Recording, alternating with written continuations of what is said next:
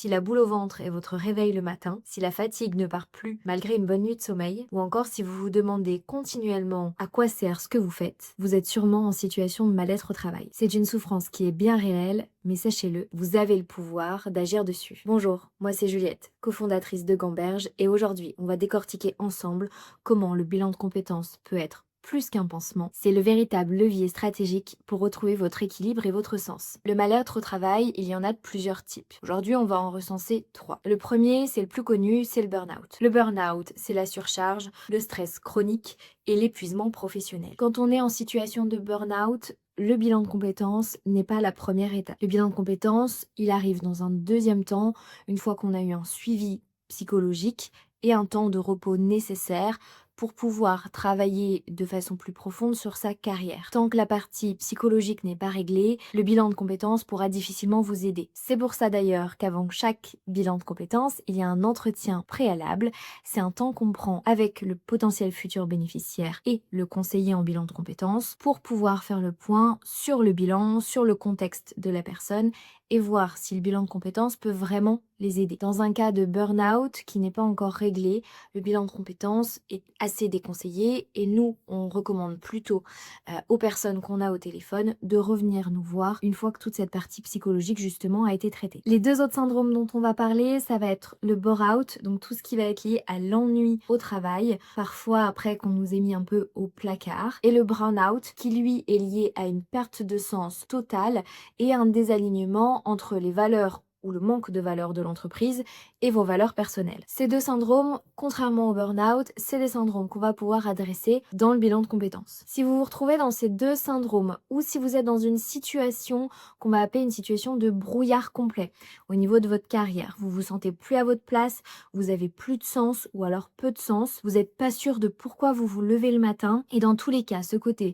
boule au ventre, fatigue, ou simplement le fait que vous ne reconnaissez plus votre personnalité, c'est des symptômes de mal-être au travail, même s'il n'y a pas encore une étiquette dessus. À ce moment-là, avec le bilan de compétences, on va démarrer la partie diagnostic. La première chose, ça va être de reconnaître qu'il y a un problème, comprendre également la racine du problème grâce à la fois à des exercices qu'on va pouvoir vous proposer, mais aussi grâce aux périodes d'introspection qu'on va avoir entre chaque séance de bilan de compétences pour pouvoir comprendre la racine du problème et donc finalement la traiter. Le conseiller en bilan de compétences, il va vous proposer des outils d'introspection pour identifier l'écart entre qui vous êtes, ce que vous valez et ce que vous faites aujourd'hui. Finalement, c'est un peu le début de la guérison, c'est de comprendre la racine du problème. Quand on est en situation de mal-être au travail, souvent, on va douter de notre propre valeur professionnelle. On va se sentir soit incompétent, soit dépassé, soit inutile dans l'organisation. La phase d'investigation du bilan de compétences, ça va être aussi une phase où on va reconstruire l'estime de soi. À ce moment-là, on va faire un gros travail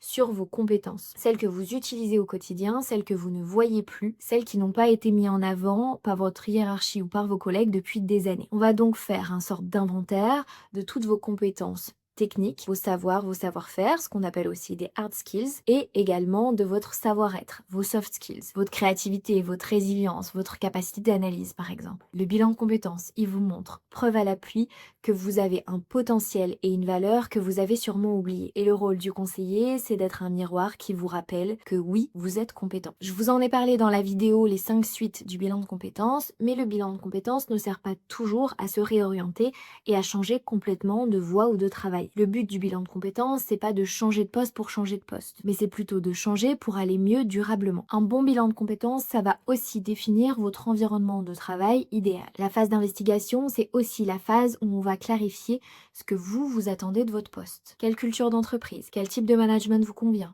quel niveau d'autonomie est non négociable pour vous, quelles sont vos valeurs fondamentales que vous voulez retrouver dans une entreprise. En définissant ces conditions de succès, vous vous protégez aussi contre les récidives. Vous savez exactement ce que vous ne devez plus accepter dans la suite de votre carrière professionnelle pour vous sentir bien, être épanoui au travail et donc être également performant. Le bilan de compétences, il transforme ce besoin de fuir en une stratégie de transition mais aussi de décision sécurisée. Vous n'allez pas démissionner pour vous lancer dans l'inconnu avec un bilan de compétences. Vous allez plutôt appliquer un plan d'action qui est clair, précis et surtout qui est réfléchi par rapport à vos compétences, vos valeurs, vos envies et vos limites. La synthèse, finalement, qu'on vous rend à la fin du bilan de compétences, ça va être votre plan d'action pour les prochaines années pour pouvoir continuer dans la bonne voie. Avec un bilan de compétences et surtout avec un conseiller qui est à vos côtés et qui est le miroir objectif de vos compétences, ça vous permet d'avancer, comme on le disait, dans la bonne direction. C'est ce qui vous permet de vous poser, de prendre du recul et de choisir une carrière